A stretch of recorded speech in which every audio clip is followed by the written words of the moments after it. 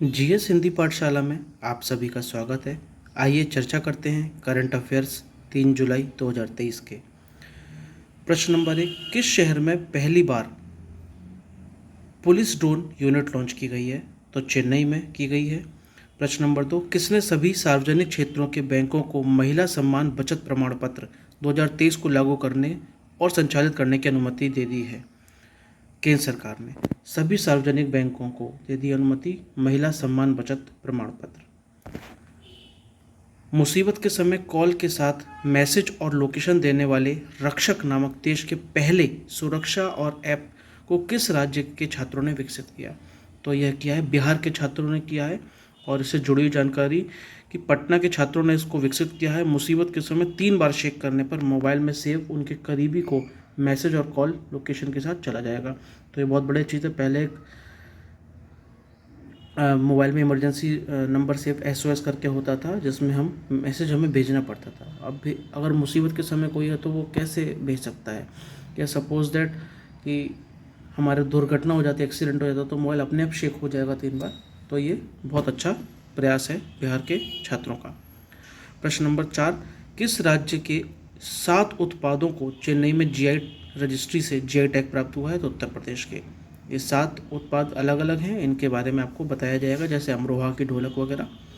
प्रश्न नंबर 5, 3 जुलाई 2023 को पूरे विश्व भर में कौन सा दिवस मनाया जाता है? तो अंतर्राष्ट्रीय प्लास्टिक बैग मुक्त दिवस मनाया जाता है।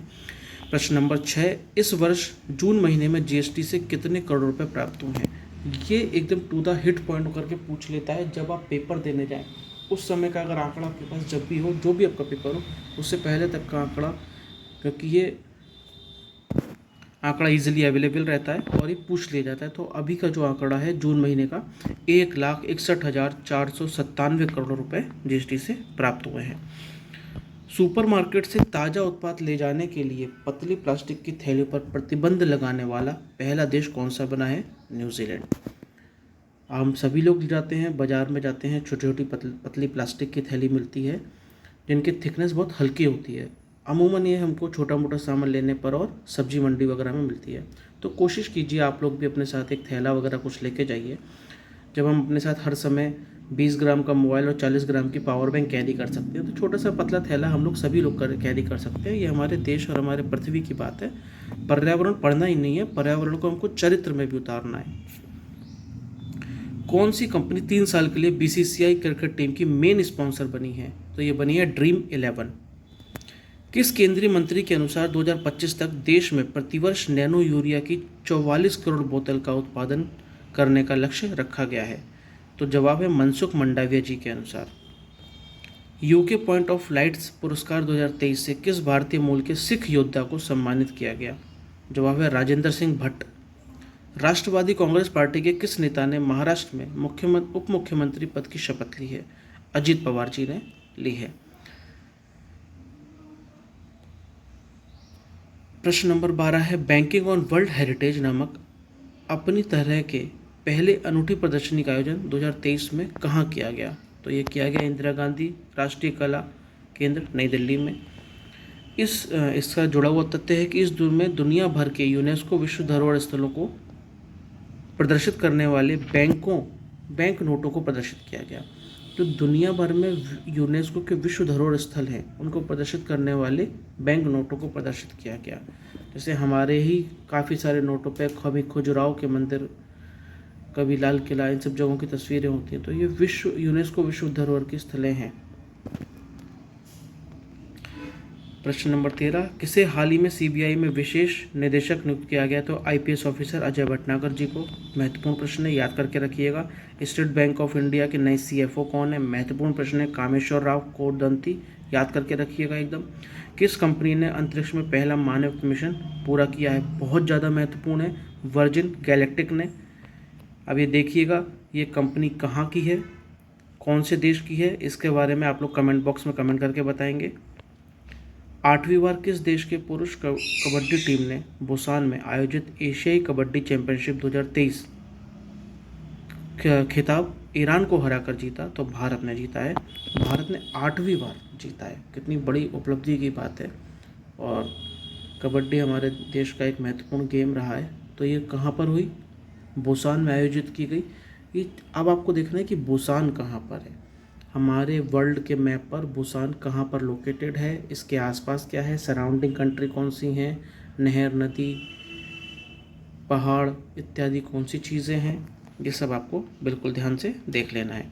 दूसरी बार सीनियर राष्ट्रीय महिला फुटबॉल चैंपियनशिप 2023 का खिताब हरियाणा को हराकर किसने जीता? तमिलनाडु ने जीता। अंतर्राष्ट्रीय सहकारी दिवस हर वर्ष किस महीने के पहले शनिवार को मनाया जाता है? अंतर्राष्ट्रीय सहकारी दिवस हर वर्ष किस महीने के पहले शनिवार को मनाया जाता है? तो जुलाई मनाया जाता है। अभी 2023 में 1 जुलाई को मनाया जा रहा है। प्रश्न नंबर 19 है, 1 मई 1922 को स्थापित किस विश्वविद्यालय का शताब्दी समारोह जून 2023 में मनाया जा रहा है? मतलब 100 वर्ष हो गए हैं। तो दिल्ली विश्वविद्यालय की यहाँ बात हो रही है। ध्यान रखिएगा, ये महत्वपूर्ण पुस्तक है। The new Delhi book club के पुस्तक के लेखक कौन है? तो राधिका स्वरूप हैं। तो एक थोड़ी की कैची टाइप की लाइन होती है, इस टाइप की चीज़ें पेपर में अमूमन आ जाती हैं। सरकार ने पशु चिकित्सक दवाओं के लिए एनओसी देने के लिए कौन सा पोर्टल लॉन्च किया है? तो वह पोर्टल का नाम है नंदी पोर्टल। साहित्य अकादमी पुरस्कार 2023 किसे दिया गया है? प्रिया एस को। ये साहित्य अकादमी पुरस्कार बिल्कुल ध्यान करके रखिएगा, जरूर से पेपर में आ जाएगा। हाल ही में भारतीय 2 दिवसीय स्टार्टअप 20 शिखर सम्मेलन की मेजबानी कहाँ करेगा? गुरुग्राम में करेगा। क्रेडिट कार्ड आधारित यूपीआई भुगतान की अनुमति देने वाला पहला पीएसबी बन गया है केनरा बैंक। क्रेडिट कार्ड पर आधारित यूपीआई भुगतान की अनुमति देने वाला पहला पीएसबी बना है ये, पहला, ध्यान रखिएगा पहला। यूपीआई अभी तक डेबिट कार्ड पर चल रहा था, ये क्रेडिट कार्ड पर दे रहा है। कौन दे रहा है? केनरा बैंक दे रहा है। तो ये महत्वपूर्ण प्रश्न है। किस राज्य सरकार ने हाल ही में गौ हत्या के खिलाफ ऑपरेशन कन्विक्शन शुरू किया? ये बार बार आपको सामने आएगा और इसको एकदम याद करना है, इसलिए बार बार सामने आएगा क्योंकि मोस्ट इम्पोर्टेंट ये क्वेश्चन है। रॉ हिटमैन नामक नई पुस्तक के लेखक कौन है? S Hussain Zaidi. Raw hitman नामक नई पुस्तक के लेखक कौन है? 100% दावा है कि ये वाला क्वेश्चन आने वाली आरओ की परीक्षा में रखा हुआ है। ग्रीन हाइड्रोजन पर अंतर्राष्ट्रीय सम्मेलन कहाँ आयोजित किया जाएगा? न्यू दिल्ली में। डीएसबी बैंक इंडिया के प्रबंधक निदेशक किसे नियुक्त किया गया है? रजत वर्मा। आरबीआई ने किस बैंक को दिया गैर बैंकिंग संस्थान का लाइसेंस? तो महालक्ष्मी सहकारी बैंक को दिया है गैर बैंकिंग संस्थान का लाइसेंस दिया है। यूके इंडिया अवार्ड्स में किसे global Indian icon of the year प्राप्त हुआ है? तो वो हुआ है हमारी बॉक्सिंग वूमेन मैरी कॉम जी को। इसी के साथ ये 30 प्रश्न आज के 3 जुलाई के कंप्लीट होते हैं और हम आगे वीडियो में मिलते हैं आपसे।